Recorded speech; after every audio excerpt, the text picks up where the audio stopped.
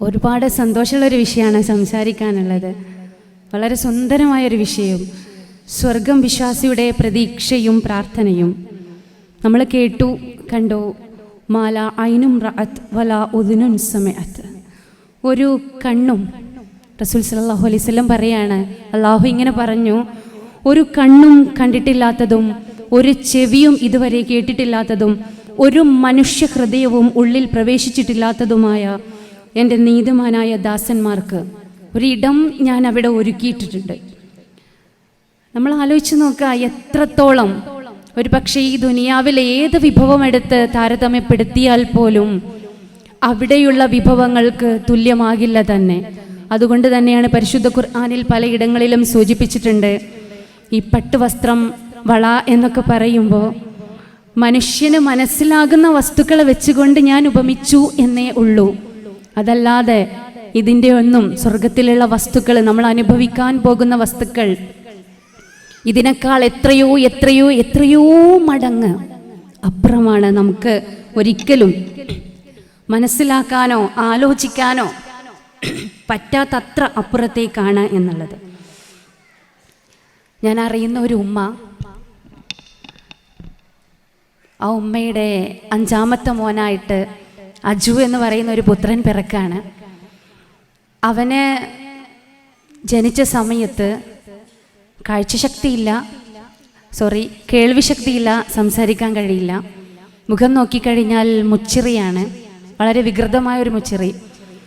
അതുപോലെ തന്നെ നമ്മൾ ഈ ഫ്രണ്ട് റോയിലെ ഏറ്റവും അപ്പർ റോ ഓഫ് ടീത്ത് എന്ന് പറയുന്ന ഈ മേലെയുള്ള മുൻനിരയുള്ള പല്ലുകളുടെ ആ ഭാഗം കഴിഞ്ഞു കഴിഞ്ഞാൽ പിന്നെ പാലറ്റ് എന്ന് പറയുന്ന സ്ഥലമുണ്ട്, റൂഫ് ഓഫ് ദ മൗത്ത്. അവിടെ ഒരു ഹോളാണ്, വിരലിട്ടാൽ ഇങ്ങനെ അങ്ങോട്ട് പോകും. അത് കഴിഞ്ഞ് ഇങ്ങോട്ടെത്തുമ്പം അണ്ണാക്കിൽ അവിടെ ചെറുനാവില്ല. താഴേക്ക് വരുന്ന സമയത്ത് അവൻ്റെ 2 കിഡ്നികളും വീക്കാണോ എന്ന് പറഞ്ഞാൽ ഒന്ന് പൂർണ്ണമായിട്ടും നശിച്ചതാണ്. 2ാമത്തെ കിഡ്നി 3 പാർട്ടായിട്ടാണ് കിടക്കുന്നത്. അതിലൊരു പാർട്ട് മാത്രമേ വർക്ക് ചെയ്യുന്നുള്ളൂ. ഈ 3 കഷ്ണങ്ങളിൽ അതിനും താഴേക്ക് പോകുന്ന സമയത്ത് ഹെർണിയ എന്ന് പറയുന്ന ഒരു പ്രതിഭാസം, ഒരവസ്ഥ. ഏറ്റവും അവസാനമായിട്ട് പറയുകയാണെങ്കിൽ പ്രസവിച്ച് മണിക്കൂറുകൾ കഴിഞ്ഞിട്ടും അവൻ്റെ അവയവത്തിലൂടെ മൂത്രമൊഴിക്കാൻ പറ്റാത്തൊരു കണ്ടീഷൻ. ഡോക്ടേഴ്സ് പറഞ്ഞു, സാരമില്ല, തൽക്കാലം നമുക്ക് ഒരു ഹോളിട്ടിട്ട് മൂത്രം അങ്ങനെ പുറത്തേക്ക്, ഈ ഒരു സൈഡിൽ ഒരു ഹോളിട്ടിട്ട് പുറത്തേക്ക് അങ്ങനെ പോയിക്കോട്ടെ. 2 വർഷം കഴിഞ്ഞിട്ട് നമുക്ക് ചികിത്സ നടത്തി ഒരു സർജറിയിലൂടെ ഇത് നമുക്ക് മാറ്റിയെടുക്കാവുന്നതേ ഉള്ളൂ. ബാക്കിയുള്ള കാര്യങ്ങളൊക്കെ നമുക്ക് വഴിയെ ശരിയാക്കാമെന്ന് പറഞ്ഞ് ആ ഉമ്മയും ഉപ്പയും അവരുടെ വല്യപ്പന്മാരെയൊക്കെ ഡോക്ടേഴ്സ് തിരിച്ചുവിടുകയാണ്. വീട്ടിലെത്തി പറഞ്ഞ ആ കാലാവധി ഇങ്ങനെ കഴിഞ്ഞുകൊണ്ടിരിക്കുകയാണ്. പക്ഷേ കുഞ്ഞിനെ പാലറ്റ് ഇല്ലാത്തത് കൊണ്ട് പാൽ ഓമ്പി കുടിക്കാൻ കഴിയില്ല. ഗോകർണം എന്ന് പറയുന്ന പശുവിൻ്റെ ചെവിയുടെ ഷേപ്പിലുള്ള ഒരു പാത്രത്തിലേക്ക് ഉമ്മയുടെ അമ്മിഞ്ഞപ്പാൽ പിഴിഞ്ഞെടുത്തിട്ട് അണ്ണാക്കിലേക്ക് വെച്ചുകൊടുക്കുകയായിരുന്നു പതിവ്. കൂടുതലൊന്നും അത് കുടിക്കാൻ കഴിയാത്തത് കൊണ്ട് പാല് വറ്റുകയും ബാക്കിയുള്ള കാര്യങ്ങളെ ഡിപ്പെൻഡ് ചെയ്യുകയൊക്കെ ചെയ്യേണ്ടി വന്നു. ആ ഉമ്മയുടെ 4ാമത്തെയോ 5ാമത്തെയോ മോനാണിത്. പക്ഷെ 1ഉം 2ഉം 3ഉം ആദ്യത്തെ എല്ലാ മക്കളും വയറ്റിൻ്റെ ഉള്ളിൽ തന്നെ അബോർഷനായി പോയതാ. പടച്ചവൻ കൊടുത്ത 5ാമത്തെ കുഞ്ഞിങ്ങനെയാ. 2 വർഷം കഴിഞ്ഞ് ഈ കുഞ്ഞിനെയായിട്ട് തിരിച്ചവർ വെല്ലൂർ മെഡിക്കൽ കോളേജിലേക്ക് സർജറിക്ക് വേണ്ടിയുള്ള കാര്യങ്ങൾ ചോദിക്കാനും അന്വേഷിക്കാനും ചെല്ലാണ്. ഡോക്ടേഴ്സ് ഇങ്ങനെ തിരിഞ്ഞു കളിക്കുക.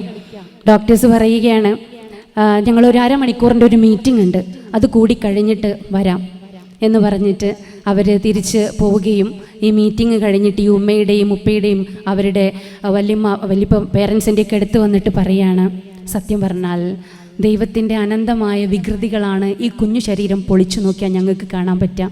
നിങ്ങൾ ഒരിക്കലും ഈ കുഞ്ഞു മോനെയും കൊണ്ട് തിരിച്ചു വരുമെന്ന് ഞങ്ങൾ പ്രതീക്ഷിച്ചതല്ലായിരുന്നു. അത്ഭുതമായിരിക്കുന്നു, 2 വർഷം ഇവൻ ജീവിച്ചിരുന്നു എന്നുള്ളത്. ഒന്നും ചെയ്യാൻ പറ്റില്ല കേട്ടോ, നിങ്ങൾക്ക് തിരിച്ചു പോകാം. ഈ വാക്കുകൾ കേട്ട് അവർക്ക് തിരിച്ചു പോരുകയല്ലാതെ മറ്റു നിവൃത്തി ഉണ്ടായിരുന്നില്ല. പക്ഷേ ഇന്ന് 12 വയസ്സായി അജ്മോന്. ആ ഉമ്മയുടെയും ഉപ്പയുടെയും അനന്തമായ തവക്കുലിലെ ഒരു പ്രശ്നവും ഇല്ലാതെ, പ്രശ്നമില്ല എന്ന് പറഞ്ഞാൽ ഈ കണ്ട പ്രശ്നങ്ങളൊക്കെ അവിടെ തന്നെ നിലനിന്നുകൊണ്ട് തന്നെ ഉപയോഗിക്കാത്ത ഭാഗങ്ങൾ നമ്മുടെ ശരീരത്തിൻ്റെ ഉള്ളിൽ അത് ഒഴിവാക്കണമല്ലോ, ഇൻഫെക്ഷൻ വരുമല്ലോ. അതുകൊണ്ട് കിഡ്നിയുടെ ഒരു പാർട്ട് ഒഴിവാക്കി കഴിഞ്ഞു, ഉച്ചറിക്ക് ചെറിയൊരു സർജറി കഴിഞ്ഞു, ഹെർണിയക്ക് ഒരു സർജറി കഴിഞ്ഞു എന്നുള്ളതൊക്കെ അല്ലാതെ ബാക്കിയുള്ള കാര്യങ്ങളൊക്കെ അങ്ങനെ തന്നെ അത്ഭുതമായി തുടർന്നുകൊണ്ട് ആ മോനെ അടിപൊളിയായിട്ട് സന്തോഷത്തോടുകൂടി തുള്ളിച്ചാടി ജീവിച്ചുകൊണ്ടിരിക്കുന്നുണ്ട്.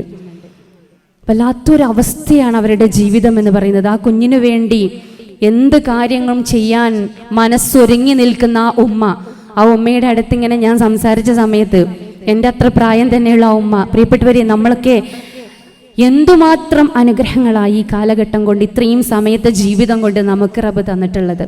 നല്ലൊരു ഹിന്ദി അധ്യാപികയാവാൻ ആഗ്രഹിച്ച് നന്നായി പാട്ടൊക്കെ പാടുന്ന നല്ലൊരു ഉമ്മ, പപ്പടം വിറ്റ് ഉപജീവനം നടത്തുന്ന ഉപ്പ, ഓരോ ഇടങ്ങളിലും കയറി ഇറങ്ങി തൻ്റെ തൊഴിലിൻ്റെ കാര്യങ്ങൾ ഇങ്ങനെ ശരിയാക്കി നടത്തുകയും അതോടൊപ്പം തന്നെ ആ തുച്ഛമായ വരുമാനം കൊണ്ട് ഈ അവസ്ഥകളേക്ക് അംഗീകരിച്ചുകൊണ്ട് ജീവിച്ചിരിക്കുകയും ചെയ്യുക.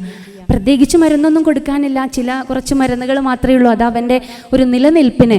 അപ്പോൾ ഡോക്ടേഴ്സ് പറഞ്ഞത് പോകുന്നിടത്തോളം പോട്ടെ, പോകുന്നിടത്തോളം പോവാ, അത്ര മാത്രമേ പറയാനുള്ളൂ എന്ന്. ഒരിക്കൽ ഇവൻ്റെ കേസ് ഹിസ്റ്ററിയൊക്കെ ഇങ്ങനെ വായിച്ച സമയത്ത് ഞാൻ ആ ഉമ്മയോട് ചോദിക്കാൻ പാടില്ലാഞ്ഞിട്ടും ചോദിച്ചു, നിങ്ങൾക്ക് എങ്ങനെയാണ് ഇതൊക്കെ താങ്ങാൻ പറ്റുന്നത്, സഹിക്കാൻ പറ്റുന്നത്? അപ്പോൾ അവർ പറയാം, ടീച്ചറേ, ഇവന് എൻ്റെ വയറ്റിൽ കുഞ്ഞായി രൂപപ്പെട്ടു ഞാനതറിഞ്ഞ സമയം മുതൽ പടച്ച തമ്പുരാനോട് 5 ബാങ്കുകൾക്ക് ശേഷമുള്ള പ്രാർത്ഥനയുടെ സമയം, റബ്ബ് പ്രാർത്ഥന സ്വീകരിക്കുന്ന സമയങ്ങളിൽ ഏറ്റവും കൂടുതൽ സമയവും വെള്ളിയാഴ്ച ജുമാ നമസ്കാരത്തിന് ശേഷവും, അതുപോലെ തന്നെ ഓരോ പ്രാവശ്യവും സുന്നത്ത് നമസ്കാരത്തിന് ശേഷവും, സുന്നത്ത് നോമ്പുകൾക്ക് ശേഷവും, അതുപോലെ തന്നെ തഹജ്ജുദ് നമസ്കരിച്ചിട്ട് നോമ്പ് തുറക്കുന്നതിൻ്റെ തൊട്ടു മുന്നേ ഇങ്ങനെ എണ്ണി റബ്ബ് ഏറ്റവും കൂടുതൽ പ്രാർത്ഥന കേൾക്കുന്ന സമയങ്ങൾ ഏതൊക്കെയുണ്ട്, ആ സമയങ്ങളിൽ അത്രയും പടച്ചവനെ, എൻ്റെ വയറ്റിലുള്ള കുഞ്ഞിന് ആന്തരിക അവയവങ്ങൾക്ക് പോലും ഒരു കുഴപ്പമില്ലാത്തൊരു കുഞ്ഞായിരിക്കണമേ എന്ന് പ്രാർത്ഥിച്ചിട്ടും റബ്ബ് ഞങ്ങളുടെ കൈകളിലേക്ക് അജുവിനെ ഇങ്ങനെ തന്നെ തന്നിട്ടുണ്ടെങ്കിൽ എന്തുകൊണ്ടാ? ഞങ്ങൾക്കത് താങ്ങാൻ പറ്റുമെന്നുള്ളത് കൊണ്ടാണ്. ഞങ്ങൾ ആഗ്രഹിക്കുന്നത് പടച്ച തമ്പുരാൻ്റെ അടുക്കലുള്ള ആ മഹത്തായ സ്വർഗം മാത്രമാണ്. ഇതിനൊക്കെ ഒരു സമയമുണ്ട്. ഈ സമയം ഇങ്ങനെ അങ്ങോട്ട് കഴിഞ്ഞോളും. ഇപ്പം റബ്ബ് തീരുമാനിച്ചത് ഞങ്ങൾക്ക് ഇങ്ങനെയാണെങ്കിൽ അതാ ഇഷ്ടത്തോടു കൂടി സ്വീകരിച്ചിരിക്കുന്നു. അവനെ ഏതറ്റം വരെ കൊണ്ടുപോകാൻ പറ്റുമോ, എത്ര വിദ്യാഭ്യാസം കൊടുക്കാൻ പറ്റുമോ, അതൊക്കെ ഞങ്ങൾ കൊടുക്കുന്നുണ്ട്. എവിടെ കൊണ്ടുപോയി ചേർത്താൻ പറ്റുമോ അവിടെ ചേർത്ത് ഞങ്ങൾ പഠിപ്പിക്കുന്നുണ്ട്. പക്ഷേ ഒരു പ്രയാസമില്ല. ഒരിക്കൽ ആരോ ഒന്ന് എൻ്റെ കയ്യിലൊരു സഹായം ഏൽപ്പിച്ചു, ഇത് അജുവിൻ്റെ ഉമ്മക്ക് കൊടുക്കണം കേട്ടോ എന്ന് പറഞ്ഞിട്ട്. ആ സഹായം ഞാൻ കൊണ്ടുപോയി കൊടുത്തു പോകും. അവർ പറയാം, നമ്മുടെ ഹൃദയം എത്രത്തോളം വിശാലമാവണം എന്നുള്ളതിൻ്റെ ഒരു ചിന്തയാണത്. അവർ പറയാം, ടീച്ചറേ, നിങ്ങൾക്ക് എന്തെങ്കിലും തിടുക്കുണ്ടെങ്കിൽ നിങ്ങളത് ഉപയോഗിച്ചോളൂ കേട്ടോ, ഇപ്പം ഞങ്ങൾക്കിപ്പം അത് ആവശ്യമൊന്നും ഇല്ലാന്ന്. ഈ കുഞ്ഞു പീടികകളിൽ പപ്പടം കൊണ്ടുപോയി കൊടുക്കുന്ന ഈ മനുഷ്യൻ, അദ്ദേഹത്തിൻ്റെ ഭാര്യ പറയാം, ഒരിക്കൽ സംസാരിച്ചപ്പോൾ എന്നോട് പറയാം, കുട്ടികളില്ലാത്തൊരു ഉമ്മയെ പറ്റി ഇങ്ങനെ പറഞ്ഞപ്പോൾ അവർ പറയാം, റബ്ബേ, ഞാൻ എപ്പോഴും പ്രാർത്ഥിക്കാറുണ്ട്, അവർക്കൊരു കുഞ്ഞിനെ നീ കൊടുക്കണേ പടച്ചവനെ എന്ന്. തൻ്റെ തന്നെ പ്രാർത്ഥിക്കാൻ മാത്രം അവനവന് സമയമില്ലാത്തൊരു കാലഘട്ടത്തിൽ കൽബുകളെ വിശാലമാക്കി അനന്തമായ ആ സ്വർഗീയ പുങ്കവനം മാത്രം ആലോചിച്ച് ജീവിക്കുന്ന പച്ചയായ മനുഷ്യന്മാരുള്ള ഒരു കാലഘട്ടം തന്നെയാണിത്. അവിടെയാണ് നമ്മൾ കണ്ണും കാതും തുറന്നു വെച്ചിട്ട് കാതലായ പ്രവർത്തനങ്ങൾ, റബ്ബിനോട് അടുക്കുന്ന പ്രവർത്തനങ്ങൾ ചെയ്യാൻ ബാധ്യസ്ഥരാകുന്നത്. അപ്പോഴേ ഈ പറയുന്ന സ്വർഗീയ പൂന്തോപ്പ് നമ്മൾക്ക് കരസ്ഥമാകുകയുള്ളൂ. പരിശുദ്ധ ഖുർആൻ സൂറത്ത് സുമറിലെ 22-ാമത്തെ അധ്യായത്തിൽ ഇങ്ങനെ പറയുന്നുണ്ട്, അള്ളാഹുവിൻ്റെ പ്രകാശത്തിലായി കഴിഞ്ഞവരുടെ ഹൃദയം ഒരുപാട് വിശാലമായിരിക്കും. അവർ വളരെ നിഷ്കളങ്കരും അള്ളാഹുവിനെ കീഴൊതുങ്ങി ജീവിക്കുന്നവരുമായിരിക്കും. എന്നാൽ നേരെ മറിച്ച് ആര് അള്ളാഹുവിനോട് വേറിട്ട് പോകുന്നുവോ അവരുടെ ഹൃദയം കടുത്തതായിരിക്കും. അവർക്ക് റബ്ബിൻ്റെ വെളിച്ചം കിട്ടുകയുമില്ല. അതുകൊണ്ട് നമ്മൾ മനസ്സിലാക്കേണ്ടത് പുതിയ കാലഘട്ടമാണ്, പുതിയ സമൂഹമാണ്, മനോനില വ്യത്യാസമുണ്ട്, മനോഗതി വ്യത്യാസമുണ്ട്, സാഹചര്യ മാറ്റമുണ്ട്. എന്തു തന്നെ ആയാലും എൻ്റെ സ്വർഗം വിട്ടിട്ടുള്ള ഒരു കളി അത് ഞാൻ കളിക്കൂല, അതെൻ്റെ കുടുംബവും കളിക്കൂല, അതെനിക്ക് നിർബന്ധമാണ്. ഒടുക്കം അവസാനമായിരിക്കണം. ആ അവസാനം എന്ന് പറയുന്നത് ആസ്വാദ്യകരമായിരിക്കണം എന്നുള്ള ബോധത്തോടു കൂടി തന്നെ ആയിരിക്കണം നമ്മൾ ഓരോരുത്തരും ഈ സംഘടനയുടെ കീഴിൽ വന്നുകൊണ്ട് നിൽക്കുമ്പോൾ ചിന്തിക്കേണ്ടതും പ്രവർത്തിക്കേണ്ടതും. നമുക്കറിയാം, പടച്ചോ നമ്മളോട് തന്നെ പറഞ്ഞിട്ടുണ്ട്, ഈ സ്വർഗം ലഭിക്കുക എന്ന് പറയുമ്പം സ്വർഗം ലഭിക്കാതിരിക്കുക എന്ന് പറഞ്ഞാൽ അതിനർത്ഥം നരകാവകാശിയാവുക എന്നുള്ളത് തന്നെയാണ്. ഈ 2 ഓപ്ഷൻ തന്നെയുള്ളൂ, നരകവും സ്വർഗവും. ഈ നരകം നമുക്ക് ലഭിക്കുന്ന സന്ദർഭങ്ങൾ ഏതൊക്കെയാ? മനുഷ്യൻ തെറ്റിലേക്ക് ഇങ്ങനെ പോയിക്കൊണ്ടിരിക്കുക. അപ്പോൾ അത് അള്ളാഹു പറഞ്ഞിട്ടുണ്ട് അതിനെക്കുറിച്ച്. ആദമിൻ്റെ സന്തതികൾ തെറ്റ് അവർക്ക് പറ്റിപ്പോകുന്നവരാണ്, പക്ഷെ അതിലേറ്റവും ഉത്തമർ തൗബ ചെയ്ത് മടങ്ങുന്നവരാണ്. ആ തൗബ നമ്മൾ ചെയ്ത് വീണ്ടും തെറ്റിലേക്ക് പോയി, വീണ്ടും തൗബ ചെയ്ത് വീണ്ടും തെറ്റിലേക്ക് പോയി. ഇതെന്തൊരവസ്ഥയാ? ഇത് നല്ലൊരവസ്ഥയാണോ? നമ്മളിങ്ങനെ കുറേ കാലമായിട്ടില്ലേ ഇങ്ങനെ അങ്ങോട്ടും ഇങ്ങോട്ടും ഒക്കെ ഇരുന്ന് കേൾക്കാനും പറയാനൊക്കെ തുടങ്ങിയിട്ട്. നന്നാവണം നന്നാവണം നന്നാവണം എന്നെല്ലാവരോടും ഇങ്ങനെ പറയുമ്പോഴും നമ്മൾ സ്വയം നന്നാവുന്നുണ്ടോ? നമ്മൾ നന്നായിട്ട് വീണ്ടും നമ്മൾ തെറ്റുകാരായി മാറുന്നുണ്ടോ? ഇത് ചിന്തിക്കേണ്ട സമയം അതിക്രമിച്ചിരിക്കുന്നുണ്ട്. അങ്ങനെയാകുമ്പോൾ ഈ സ്വർഗം നമുക്ക് സാധ്യമാവുകയില്ല എന്നുള്ളതാണ്. അതുകൊണ്ട് പ്രിയപ്പെട്ടവരെ, ഖു അൻഫുസക്കും വ അഹ്ലീക്കും നാറ, നിങ്ങൾ സത്യവിശ്വാസികളെ, നിങ്ങളെയും നിങ്ങളുടെ കുടുംബത്തെയും ഈ പറയുന്ന നരകത്തീയിൽ നിന്നും കാത്തുരക്ഷിക്കുക. അങ്ങനെ പറഞ്ഞാൽ സ്വർഗത്തിലേക്ക് എത്തിക്കുക എന്നുള്ളതാണ്. ചെയ്യുന്നുണ്ടോ നമ്മൾ? നമ്മുടെ 5 നേരത്തെ നമസ്കാരവും നമ്മുടെ പരിശുദ്ധ ഖുർആന്റെ പാരായണവും, ഇതാ ഇപ്പം നോറ്റിക്കൊണ്ടിരിക്കുന്ന റമളാനിലെ ഈ നോമ്പും, അതുപോലെ തന്നെ നാം ചെയ്യുന്ന സ്വതക്കകളും സക്കാത്ത് പോലെയുള്ള ദാനധർമ്മങ്ങളും എല്ലാം നമ്മളെ സ്വർഗത്തിലേക്ക് എത്തിക്കുന്നുണ്ടോ എന്നുള്ളത് ആലോചിക്കേണ്ടതുണ്ട്. കാരണം പുതിയ സൊസൈറ്റിയാണ്, സൂചിപ്പിച്ചു, ക്രിമിനലുകൾ പോലും ആദരിക്കപ്പെടുന്ന ഒരു കാലഘട്ടമാണ്. നമ്മുടെ മക്കളെ നമ്മൾ അൽഹംദുലില്ലാ ഒരു പക്ഷേ പടച്ചവൻ്റെ ആഴത്തിലുള്ള ഒരു പ്രൊട്ടക്ഷൻ നമുക്ക് കിട്ടിയതുകൊണ്ട് വേണ്ടാത്തിടത്ത് നോ എന്ന് പറയാനും, കരുത്ത് കാണിക്കേണ്ടിടത്ത് കരുത്ത് കാണിക്കാനും, തെറ്റിനെതിരെ കൈ ചൂണ്ടാനും ഒക്കെ ഒരു പക്ഷേ നമുക്ക് പറ്റിയെന്ന് വരാം. പക്ഷെ നമ്മുടെ കുടുംബങ്ങളിലുണ്ടല്ലോ പുതിയ തലമുറകൾ ഇങ്ങനെ വളർന്നു വന്നുകൊണ്ടിരിക്കുന്നു. ഇവരെ എത്രത്തോളം നമുക്ക് ഈ സ്വർഗത്തിലേക്ക് എത്തിക്കാൻ പറ്റും? അതിന് നമുക്ക് എന്തൊക്കെ ചെയ്യാൻ പറ്റും? നമ്മൾ മാത്രം പോയിട്ട് കാര്യമില്ലല്ലോ. നമ്മുടെ ഖബറിൽ കിടക്കുമ്പോൾ നമ്മൾ പറയാം, പടച്ചോനെ ഞാൻ അത്രത്തോളം ആത്മാർത്ഥമായി വളർത്തി വലുതാക്കി നന്മ പറഞ്ഞു കൊടുത്ത്, പക്ഷേ എപ്പോഴൊക്കെയോ തെറ്റിലേക്ക് പോയിപ്പോയാ എൻ്റെ മോനാണ് കേട്ടോ അപ്പുറത്തെ ഖബറിൽ കിടക്കുന്നത്. റബ്ബേ, അവന് കൊടുക്കുന്നതിൻ്റെ ശിക്ഷയിൽ കുറച്ചു ഭാഗം നീ എനിക്ക് നൽകണേ. എൻ്റെ കുട്ടിക്കത് താങ്ങാൻ പറ്റൂല. എൻ്റെ കുട്ടി നമസ്കരിച്ചിട്ടുണ്ടോ എന്ന് നമ്മൾ നോക്കുന്നില്ല. എൻ്റെ കുട്ടി ഭക്ഷണം ഉറങ്ങുന്നതിന് മുമ്പ് ഭക്ഷണം കഴിച്ചിട്ടുണ്ടോ? ഓക്കെ, ആയിക്കോട്ടെ. നമസ്കരിച്ചിട്ടുണ്ടോ ഇല്ലേ എന്നുള്ളത് നോക്കാൻ നമ്മൾ മറന്നുപോയി, അല്ലെങ്കിൽ അത് വിട്ടുപോയി, അല്ലെങ്കിൽ അതിന് വേണ്ടത്ര പ്രാധാന്യം കൊടുത്തില്ല. അതുകൊണ്ട് റബ്ബേ, അവനെ നീ കാക്കണം. അവന് കൊടുക്കുന്ന ശിക്ഷയിലെ കുറച്ച് അംശം അത് ഞാൻ വാങ്ങിക്കോളാം, എനിക്ക് തന്നോളൂ എന്ന് പറഞ്ഞാൽ അത് നടക്കൂല. അവനവൻ്റെ വേദന ഇപ്പം നമ്മൾ അനുഭവിക്കുന്നുണ്ടല്ലോ. നമ്മൾ അനുഭവിക്കുന്ന നമ്മുടെ പല്ലുവേദന അത് നമ്മുടെ വേദന മാത്രമാണ്. മക്കൾക്ക് ഇങ്ങനെ പറഞ്ഞു കൊടുത്താൽ മതി, മോളെ ഒരു തലവേദന വരുമ്പോൾ കൊണ്ട കുറച്ച്, ഉപ്പച്ചി സഹിച്ചോളാം, കുറച്ച് കൊണ്ട ഉമ്മച്ചി അനുഭവിച്ചോളാം. വയറുവേദനയാവട്ടെ, എന്ത് വേദനയാവട്ടെ, ഷെയർ ചെയ്യാൻ പറ്റുന്നുണ്ടോ? വാങ്ങാൻ പറ്റുന്നുണ്ടോ? അവരിൽ നിന്ന് എടുത്ത് നമ്മിലേക്കാക്കാൻ പറ്റുന്നുണ്ടോ? ഇല്ല. മക്കളെ കണ്ടില്ലേ, ഇതുപോലെയാണ് കേട്ടോ ഖബറിലിരിക്കുന്ന ഭയാനകമായ ശിക്ഷ. ഇതുപോലെയാണ് കേട്ടോ നമുക്ക് ലഭിക്കാൻ പോകുന്ന, നരകത്തിൽ നിന്ന് ലഭിക്കാൻ പോകുന്ന ഭയാനകമായ ആ ശിക്ഷ. അതുകൊണ്ട് മക്കളെ, സ്വർഗം ലക്ഷ്യമാക്കി പ്രവർത്തിക്കാനും പ്രയത്നിക്കാനും നിങ്ങൾക്ക് പറ്റേണ്ടതുണ്ട് എന്ന് ഇടങ്ങളിലായിട്ട് ഇങ്ങനെ മക്കൾക്ക് കൊടുക്കാൻ പറ്റണം. അങ്ങനെ അവരെ ഈ ആദരിക്കപ്പെടുന്ന ക്രിമിനലുകളെ പോലും ആദരിക്കപ്പെടുന്ന ഇന്നിൻ്റെ സൊസൈറ്റിയിലേക്ക് അവരെ നമ്മൾ അങ്ങോട്ട് ഇറക്കുമ്പം അവരുടെ മനസ്സുകളെ അതിനു വേണ്ടി പാകപ്പെടുത്താൻ പറ്റണം. പാകപ്പെടുത്തണം എന്നുണ്ടെങ്കിൽ അവരോട് സംസാരിക്കണം, ഇരിക്കണം, അവരോട് മനസ്സ് തുറക്കണം, കൽബ് തുറന്ന് ചോദിക്കണം. ഇതൊരു വലിയ വിഷയമാണ്. ഉമ്മയെ കൊന്നില്ലേ? ആരാ ഉമ്മ എന്ന് ചോദിച്ചാല് ഇതാ ഈ ജന്നത്ത് എന്ന് പറയുന്നത് അത് ഉമ്മയിലുണ്ട് ഇല്ലേ? ജന്നത്ത് ഉമ്മയിലുണ്ട്. അൽ ജന്നത്തു തഹ്ത അഖ്ദാമിൽ ഉമ്മഹാത്ത്. അപ്പം നമ്മൾ നോക്കാം, നമ്മുടെ ഉമ്മയുടെ കാൽക്കീഴിലാണ് സ്വർഗം എന്ന് വരെ പഠിപ്പിക്കപ്പെട്ട് അത് മനസ്സിലാക്കിയ നമ്മൾ ഇല്ലേ, 1000 പോറ്റുമ വന്നാൽ സ്വന്തം പെറ്റുമയായിടുമോ? ആ ഉമ്മയുടെ കാലിനടിയിലാണ് സ്വർഗം എന്ന് പഠിപ്പിക്കപ്പെട്ട മോൻ തന്നെയാണ് ഉമ്മയെയും അനിയനെയും എളാപ്പയെയും ആ കുടുംബങ്ങളിലെ മറ്റുള്ളവരെയും കൂട്ടുകാരെയും ഒക്കെ കൊന്നൊടുക്കിയത്. എന്നിട്ട് ഇന്നേ വരെ ഒരു തൗബയുടെ വർത്തമാനം നമ്മൾ കേട്ടോ? ഒരു തൗബയുടെ വാർത്ത നമ്മൾ കേട്ടോ? കേട്ടില്ല, കേൾക്കൂല. കാരണം പുതുതലമുറയിലുള്ള മക്കളുടെയും രക്ഷിതാക്കളുടെയും മനസ്സും തലച്ചോറൊക്കെ ആ രീതിയിൽ സെറ്റ് ചെയ്ത് കഴിഞ്ഞിട്ടുണ്ട്. അവർക്ക് കൂടുതലൊന്നും ഉൾക്കൊള്ളാനുള്ള ശേഷിയില്ല, കൂടുതലൊന്നും കരുത്തില്ല.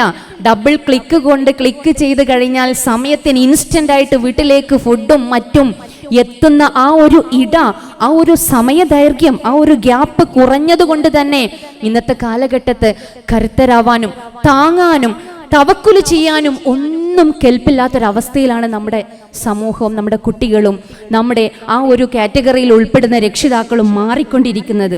അതുകൊണ്ട് ഈമാൻ ദുർബലപ്പെട്ടു പോകുന്ന സാഹചര്യമാണ്. നമ്മുടെ കുടുംബത്തെ നരകത്തിയിൽ നിന്നും രക്ഷിക്കുക എന്നുള്ളത് പടച്ചവന്റെ കൽപ്പനയാണ്. എന്തെങ്കിലും ആയിക്കോട്ടെ, എങ്ങനെയെങ്കിലുമൊക്കെ ആവട്ടെ, ഞാൻ ഏതായാലും ഇങ്ങനെയൊക്കെ നല്ല നിലക്ക് ഇങ്ങനെയായിട്ട് പോയി കിട്ടട്ടെ എന്നുള്ളതാ. എപ്പോഴും പടച്ചോനെ നീ വിളിച്ചാലും ഞാൻ റെഡിയാ, എനിക്ക് സ്വർഗം വേണം. പോരാ, നമ്മുടെ കൂടെയുള്ളവരെയും, ഞാൻ എന്ന് പറഞ്ഞാൽ അത് ഞങ്ങളാണ് എന്നുള്ള തോന്നുന്നിടത്താണ്, അവിടെ മുതലാണ് നമ്മുടെ ഉയർച്ചയും വളർച്ചയും. ആ രീതിയിൽ ഏറ്റവും നല്ല നിലക്ക് തന്നെ അവരെ നമ്മളോട് ചേർക്കാൻ നമുക്ക് പറ്റേണ്ടതുണ്ട്. ആസ്വാദ്യകരമാക്കണം ജീവിതം, ആസ്വാദ്യകരമാക്കണം. എങ്ങനെ? ആ സ്വർഗീയ പൂന്തോപ്പ് ആലോചിച്ചുകൊണ്ട്, ആ സ്വർഗീയ പൂന്തോപ്പ് വീണ്ടും വീണ്ടും വീണ്ടും ആലോചിച്ചുകൊണ്ടാവും. എന്താണ് അവിടുത്തെ സുഖല്ലേ, എന്താണ് അവിടുത്തെ സന്തോഷല്ലേ, എന്താണ് അവിടെയുള്ള വിഭവങ്ങളില്ലേ. നോക്കൂ നിങ്ങൾ, ഇപ്പം നമ്മൾ പെട്ടെന്ന് ഉപ്പ മരണപ്പെട്ട ഒരു കുഞ്ഞിൻ്റെ അടുത്ത് ഒരു മോളെടുത്ത് ഇങ്ങനെ സംസാരിക്കുക, മോളെ ഉപ്പക്കിപ്പോൾ വെയിൽ കൊള്ളണ്ട, ഉപ്പക്കിപ്പോൾ ഒരു പണിയെടുക്കണ്ട, ഉപ്പക്കിപ്പോൾ വിറക് കീറാൻ പോണ്ട, ഉപ്പ എവിടെയാ? ഉപ്പ സന്തോഷത്തോടു കൂടി ബർസഹിയായ ലോകത്ത് അവിടെ ഇങ്ങനെ ഉറങ്ങാണ്, സമാധാനത്തോടു കൂടി ഉറങ്ങാണ്. ആ ഉറക്കത്തിൽ ഉപ്പക്ക് ഒന്നും ചെയ്യണ്ട, ഉപ്പക്ക് അവിടെ ഇങ്ങനെ കിടന്നാൽ മതി. ഇവിടെ ആയിരുന്നെങ്കിൽ ആലോചിച്ച് നോക്ക്, എത്ര ബുദ്ധിമുട്ടാവേണ്ട ഒരു ഉപ്പ വെയിൽ കൊണ്ട് ചോര നീരാക്കി വിയർപ്പ് വറ്റിച്ച് കുടുംബത്തിന് വേണ്ടി പണിയെടുക്കുന്ന ഒരു ഉപ്പയായിരുന്നു. എത്രമാത്രം സൽപ്രവർത്തികൾ ചെയ്യുന്ന ഒരു ഉപ്പയായിരുന്നു. അദ്ദേഹം മരിച്ചതിന് ശേഷം അന്ന് രാത്രി ആ വീട്ടിലേക്ക് വന്ന് ചില കുഞ്ഞു മക്കളും ചില കൗമാരപ്രായക്കാരായിട്ടുള്ള പെൺകുട്ടികളൊക്കെ കരയുക. എന്താ പറയുന്നത്? വിധവയായ എൻ്റെ ഉമ്മയെയും അനാഥയായ എന്നെയും ആരും അറിയാതെ ഞങ്ങളുടെ പീടികകളിലൊക്കെ പറ്റുകൊടുത്ത് ഞങ്ങൾക്ക് മാസാമാസം സാധനങ്ങൾ വാങ്ങാനൊക്കെ ഈ ഉപ്പയായിരുന്നു കൂട്ടുണ്ടായിരുന്നത്. ആ വീട്ടുകാർ പോലും അറിയാതെ ഒരുപാട് ദാനധർമ്മങ്ങൾ ചെയ്തുകൊണ്ടിരുന്ന ആ മഹാൻ, അദ്ദേഹത്തിൻ്റെ മരണത്തിന് ശേഷമാണ് അദ്ദേഹത്തിൻ്റെ പ്രിയ പത്നി പോലും ഇതറിയുന്നത്. അവരൊക്കെ വന്ന് കരഞ്ഞു പ്രാർത്ഥിച്ചു പോയതല്ലേ മോളെ. എത്ര സന്തോഷത്തിലാണ് എൻ്റെ ഉപ്പ അവിടെ ഉറങ്ങുന്നത്. നോക്കൂ, രാവിലെയും വൈകുന്നേരമൊക്കെ ഇങ്ങനെ ഇടയ്ക്കിടയ്ക്ക് പഠിച്ചോന് സ്വർഗം ഇങ്ങനെ കാണിച്ചു കൊടുക്കുക സ്വപ്നത്തിലൂടെ. ഉപ്പ ഇങ്ങനെ ആഗ്രഹിക്കുക, റബ്ബേ എത്രയും പെട്ടെന്ന് ആ ആഖിറം, ആ അന്ത്യനാള്, ആ കാഹളമുത്ത്, എന്നിട്ട് പെട്ടെന്ന് ആ ഒരു ഖിയാമത്ത് നാളിന് ശേഷമുള്ള സ്വർഗീയ ജീവിതം അത് എത്രയും പെട്ടെന്നൊന്ന് ലഭിക്കണം, അതൊന്ന് ആവണേ എന്ന് ആഗ്രഹിച്ചുകൊണ്ട് പ്രാർത്ഥിച്ചുകൊണ്ട് സുഖമായിരിക്കുക ഉപ്പ അവിടെ എന്ന് പറഞ്ഞപ്പോൾ ആ മോൾക്ക് എന്താ ആശ്വാസം. ഇങ്ങനെ മക്കളുടെ കണ്ണിലെ സ്വർഗത്തെക്കുറിച്ച് പറഞ്ഞു കൊടുത്ത് തിളക്കമുണ്ടാക്കിക്കണം, ഹൃദയങ്ങളിൽ സന്തോഷം ഉണ്ടാക്കിക്കണം.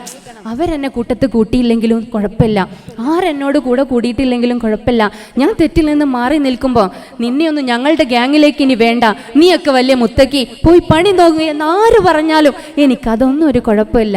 ഞാൻ എൻ്റെ സ്വർഗം എൻ്റെ റബ്ബിൻ്റെ അടുക്കലേക്ക് എത്തുകയും റബ്ബിനെ കാണുകയും അങ്ങനെ ആ സ്വർഗത്തിലേക്ക് പ്രവേശിക്കുകയും ചെയ്യുന്ന ആ ധന്യ നിമിഷത്തിന് വേണ്ടിയിട്ടാണ് ഞാൻ കാത്തിരിക്കുന്നത്.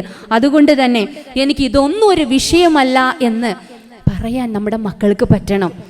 കാരണം എന്താണെന്നറിയോ, നമ്മുടെ മക്കൾക്ക് ഇത് കൂടുതൽ അറിയാത്തത് എന്തുകൊണ്ടാണെന്നറിയോ, കുഞ്ഞുനാളിലെ സൈക്കോളജിക്കലി നമ്മളിങ്ങനെ നെഗറ്റീവ് പറഞ്ഞു കൊടുത്ത് കയറേണ്ട വെകും, അത് ചാട്ടേണ്ട അവിടെ പൊട്ടും, കാല് പൊട്ടും, എല്ല് പൊട്ടും, ക്ലാസ് എടുക്കണ്ട അത് വീണ് പൊട്ടും, ഇങ്ങനെ നെഗറ്റീവ് പറഞ്ഞു കൊടുക്കുന്നതിൻ്റെ കൂട്ടത്തിൽ എപ്പോഴും നമ്മൾ അത് ചെയ്യേണ്ട നരകത്തിലിടും, ഇത് ചെയ്യേണ്ട നരകത്തിലിടും. 10 പ്രാവശ്യം സ്വർഗം പറയുകയും 400 പ്രാവശ്യം നരകം പറയുകയും ചെയ്യുന്ന നമ്മൾ അതിനെ തിരിച്ചു പറയണം. നരകം എത്ര പ്രാവശ്യം പറയുന്നു അതിനേക്കാൾ മടങ്ങ് സ്വർഗ പൂന്തോപ്പിനെ കുറിച്ച് മക്കൾക്ക് ഇങ്ങനെ പറഞ്ഞു കൊടുക്കണം. ഖബർ ശിക്ഷയും ഭയാനകതയും അതുപോലെ തന്നെ അന്ത്യനാളിൻ്റെ ആ കാഹളമുത്തു ഇതെല്ലാം പറഞ്ഞു കൊടുക്കുന്നതിൻ്റെ കൂട്ടത്തിൽ തന്നെ റൂഹിനെ ഇങ്ങനെ നെഞ്ചിൽ നിന്ന് പിടിച്ചെടുക്കുമ്പോൾ അത് ഏറ്റവും സുന്ദരമായി എടുക്കുന്നതും ഓരോ ആകാശത്ത് നിന്ന് ഇങ്ങനെ മാലാഖമാരെ മലക്കുകൾ ഇങ്ങനെ കാത്തിരിക്കുക, വാതിലിങ്ങനെ തുറന്നിട്ട് നല്ല സുഗന്ധത്തോടെ നമ്മളിങ്ങനെ കൊണ്ടുപോകുന്നത് കാത്തിരിക്കുക എന്നൊക്കെ പറയുമ്പോൾ ഏറ്റവും ചെറിയ കുഞ്ഞാണെങ്കിലും അവരുടെ കണ്ണ് തിളങ്ങും. ഒരു തെറ്റിങ്ങനെ കാണുമ്പോൾ വേണ്ട എനിക്ക് അത് നഷ്ടപ്പെടും, എനിക്ക് അവിടെ എല്ലാം ഉള്ളൊരു സ്ഥലമുണ്ട്. സൂറത്തുൽ കഹ്ഫിൽ നമുക്കറിയാം പറയുന്നുണ്ട്, ഉലൈക ലഹും ജന്നാത്തു അദ്നിൻ തജ്രി മിൻ തഹ്തിഹിമുൽ അൻഹാർ യുഹല്ലൂന ഫീഹാ മിൻ അസാവിറ മിൻ ദഹബിൻ വയൽബസൂന സിയാബ് വയൽബസൂന സിയാബൻ ഖുദറൻ മിൻ സുന്ദുസിൻ വഇസ്തബ്റഖിൻ മുത്തഖീന ഫീഹാ അലൽ അറായിക് നിഅമ സവാബു വഹസ്സുനത മുർതഫക. എന്ത് രസാലേ! നമ്മൾ എല്ലാ വ്യാഴാഴ്ചയും വെള്ളിയാഴ്ച രാവിലെ പാരായണം ചെയ്യുന്നുണ്ട്. അവർക്ക് സ്ഥിരവാസത്തിനുള്ള സ്വർഗീയ ആരാമങ്ങളുണ്ട്. അവരുടെ താഴ്ഭാഗത്തു കൂടെ പുഴകൾ ഒഴുകിക്കൊണ്ടിരിക്കും. അവിടെ അവർ സ്വർണ്ണവളകൾ അണിയിക്കപ്പെടും. നേർത്തതും കനത്തതുമായ പച്ചപ്പട്ടുകളാണ് അവിടെ അവർ ധരിക്കുക. കട്ടിലുകളിൽ ചാരിയിരുന്നാണ് അവർ വിശ്രമിക്കുക. എത്ര മഹത്തായ പ്രതിഫലം, എത്ര നല്ല സങ്കേതം! ആലോചിച്ച് നോക്ക്. എന്താണിത്? ഇതെവിടെയാണ് നമ്മൾ കേൾപ്പിച്ചുകൊണ്ടിരിക്കുന്നത്?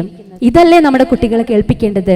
വെബ് സീരീസുകളും റീൽസുകളും വയലൻസും ക്രൈം ഫിലിംസും നിരന്തരമായി കേട്ടുകൊണ്ടിരിക്കുന്ന നമ്മുടെ മക്കളുടെ ഇടയിലേക്ക് ഇത്തരം സന്തോഷകരമായ വാർത്തകളും വിഷ്വലുകളും ഒക്കെ കാണിച്ചു കൊടുക്കി.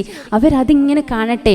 എന്നിട്ട് അതിലൂടെ ഉമ്മയെയും ഉപ്പയെയും തിരിച്ചറിയട്ടെ. മക്കള് സമൂഹത്തെ തിരിച്ചറിയട്ടെ. കിട്ടാത്തത്, ആഗ്രഹിക്കാത്തത് കിട്ടാതിരിക്കുമ്പോൾ, വിചാരിച്ചതുപോലെ ആവാതിരിക്കുമ്പോൾ, ദുഃഖം വരുമ്പോൾ, സ്വന്തം ശരീരത്തിൽ അവർക്ക് ആലോചിക്കാൻ പറ്റാത്ത മാറ്റങ്ങൾ വരുമ്പോൾ ഒന്നിനും അവർക്കൊരു പ്രയാസം ഉണ്ടാവില്ല. അവർക്കറിയും ഹൈറും ഷെറും ഇത് രണ്ടും റബ്ബ് തീരുമാനിക്കുന്നതാണ്. പടച്ചവൻ ഒരു വൃക്ഷത്തെ ഉണ്ടാക്കി കഴിഞ്ഞാൽ റബ്ബ് തീരുമാനിക്കും അതിൽ എത്ര ഇലകൾ ഉണ്ടാകും, എത്ര സമയമാകുമ്പോൾ അതിൻ്റെ ഇലകൾ കൊഴിയും, എത്ര കായ്കൾ ഉണ്ടാവും, എത്ര ആൾക്കാർക്ക് അത് തണലേകും, എത്ര കാലം അതിൻ്റെ തടി അതുപോലെ നിലനിൽക്കും. അതുകൊണ്ട് ഞാൻ എൻ്റെ ജീവിതം അതിൽ ജനനം എൻ്റെ കൽപ്പന, എൻ്റെ ചൊൽപ്പടിയിലല്ല, എൻ്റെ തീരുമാനത്തിലല്ല, അത് എൻ്റെ നിയന്ത്രണത്തിലുമല്ല, മരണവും എൻ്റെ നിയന്ത്രണത്തിലല്ല. പക്ഷേ ജീവിതം എന്ന് പറയുന്ന ഒന്ന് അതെൻ്റെ നിയന്ത്രണത്തിലാണ്. അതുകൊണ്ട് അത് റബ്ബിലേക്ക് അങ്ങേയറ്റം സമർപ്പിച്ചുകൊണ്ടായിരിക്കും ഞാൻ ജീവിക്കുക എന്ന് നമ്മൾ ഓരോരുത്തരും, നമ്മുടെ മക്കളും ഇങ്ങനെ ആണയിട്ട് ഇടയ്ക്കിടയ്ക്ക് ഇങ്ങനെ കൽബുകളിൽ ഉറപ്പിച്ചു കൊണ്ടിരിക്കണം. അതിന് ഒരുപാട് പ്രാർത്ഥനകളുണ്ട്. യാ മുഖല്ലിബൽ ഖുലൂബ് സബ്ബിത് ഖൽബി അലാ ദീനിക. ഹേ ഹൃദയ പരിവർത്തകനെ, എത്ര പെട്ടെന്നല്ലേ നമ്മുടെ ഹൃദയം ഇങ്ങനെ റബ്ബ് മാറ്റൽ. ഒരു സമയത്ത് നമ്മൾ എന്തെങ്കിലും ഒരു അവസ്ഥയിൽ ഇങ്ങനെ ഇരിക്കുകയാണെങ്കിൽ പെട്ടെന്നൊരു ആശ്വാസമുള്ള വാക്ക് കേട്ടാൽ നമുക്കൊരു സമാധാനം അങ്ങോട്ട് കിട്ടും. സങ്കടപ്പെട്ടുകൊണ്ടിരിക്കുന്ന ഒരു അവസ്ഥയിൽ ഒരു ആശ്വാസവാക്ക് കേൾക്കുമ്പോൾ ഒരു പക്ഷേ നമുക്കത് ഇഷ്ടപ്പെട്ട അംഗീകരിക്കപ്പെടുന്ന ഒരാളിൽ നിന്നുമാണെങ്കിൽ തീർച്ചയായിട്ടും നമുക്കൊരു പെട്ടെന്ന് നമ്മൾ തന്നെ ആലോചിക്കും, എത്ര മിനിറ്റ് കൊണ്ടാണ് എൻ്റെ മനസ്സ് മാറിയത്.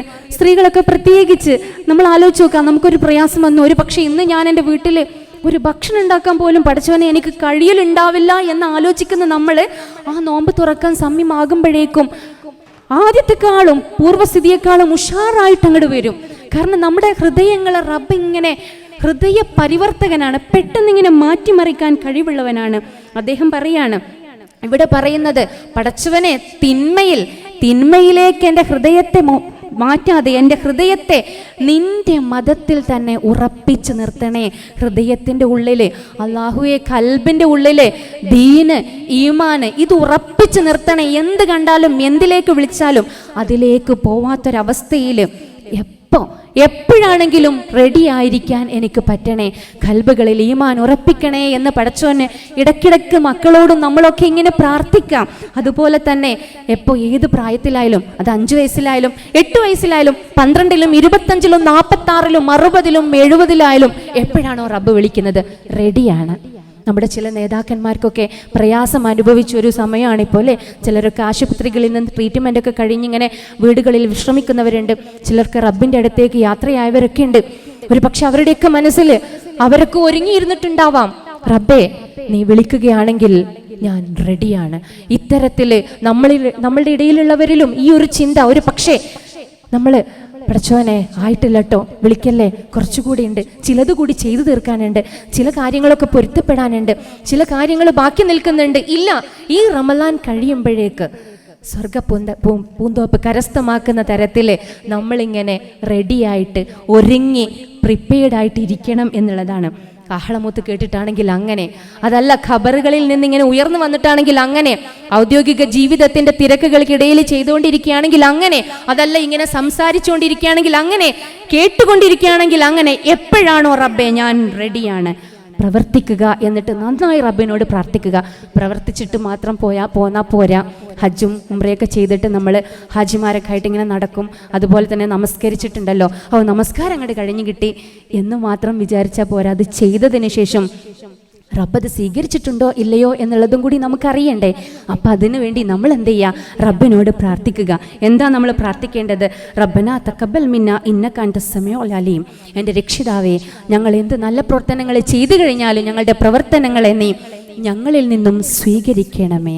അങ്ങനെ പ്രാർത്ഥിച്ചിട്ട്, പ്രവർത്തനങ്ങൾ ചെയ്ത് പ്രാർത്ഥിച്ചിട്ട് ആ സ്വർഗീയ പൂന്തോപ്പ് കരസ്ഥമാക്കാനുള്ള ആ വഴിയെ തന്നെ മുന്നേറുക. അതിന് ഈ ഒരു റമളാൻ നമ്മുടെ മുന്നിൽ ഇങ്ങനെ തുറന്ന് വഴി കാണിച്ചു തന്നിരിക്കുകയാണ്. നിങ്ങൾ നോക്കൂ, എത്ര പേരാ ഇന്ന് നമ്മുടെ കൂടെ ഇല്ലാത്തത്. നമുക്ക് ഇപ്പോഴും ഇങ്ങനെയൊക്കെ ചെയ്തിട്ടും ഇങ്ങനെയൊക്കെ നമ്മളിൽ നിന്ന് ചിലത് വന്നു പോയിട്ടും ഇതാ സ്വർഗമിതാ നരകത്തിന്റെ വാതിലുകൾ ഇതാ കൊട്ടി അടക്കപ്പെട്ടിരിക്കുന്നു, ഇതാ സ്വർഗത്തിലേക്ക് നിന്റെ പ്രവേശനം എളുപ്പമാകുന്ന ഒരു മാസം ഇതാ നിന്റെ മുന്നിൽ വന്നിരിക്കുന്നു, റെഡിയായിക്കോ എന്ന് പറഞ്ഞ് നമുക്കിങ്ങനെ കാണിച്ചു തന്നിരിക്കുകയാണ്. എന്നിട്ട് നമ്മൾ അതിനുവേണ്ടി പ്രാപ്തരായില്ലെങ്കിൽ പിന്നെ നഷ്ടക്കാരാകും എന്നുള്ളത് ഉറപ്പാണ്. അതുകൊണ്ട് എല്ലാം കേൾക്കുന്നവനും എല്ലാം അറിയുന്നവനുമായ റബ്ബാണ്. ഹൃദയത്തിൻ്റെ ഉള്ളിൽ ഒളിപ്പിച്ചു വെച്ചതാണെങ്കിലും അത് കാണാനും ആ പ്രപഞ്ച ശക്തിക്ക് പറ്റും എന്ന് മനസ്സിൽ ഉറപ്പിച്ചുകൊണ്ട് പുതിയ കാലഘട്ടത്തിൽ നടന്നുകൊണ്ടിരിക്കുന്ന എല്ലാ ജീർണതകളോടും അരുതായ്മകളോടും നോ പറയാനും മാറി നിൽക്കാനും അങ്ങനെ സ്വർഗത്തിലേക്കുള്ള വഴിയിലൂടെ മാത്രം നടന്നുകൊള്ളാനും പടച്ചവൻ്റെ വലിയൊരു പ്രൊട്ടക്ഷൻ നമുക്കും നമ്മുടെ കുടുംബത്തിനൊക്കെ കിട്ടാൻ വേണ്ടി നമ്മുടെ പ്രവർത്തനങ്ങളെ ധന്യമാക്കുക. റബ്ബുൽ ആലമീനെ തമ്പുരാൻ അനുഗ്രഹിക്കുമാറാകട്ടെ. നമ്മെ എല്ലാവരെയും അവൻ്റെ ആ ജന്നാത്തുൽ ഫിർദൗസ് തന്നെ കരസ്ഥമാക്കുന്ന തരത്തിൽ പ്രവർത്തനങ്ങളെ സജ്ജമാക്കാൻ അനുഗ്രഹിക്കട്ടെ. വആഖിറു ദഅ്വാനാ അനിൽ ഹംദുലില്ലാഹി റബ്ബിൽ ആലമീൻ. അസ്സലാമു അലൈക്കും വറഹ്മത്തുള്ളാഹി വബറകാതുഹു.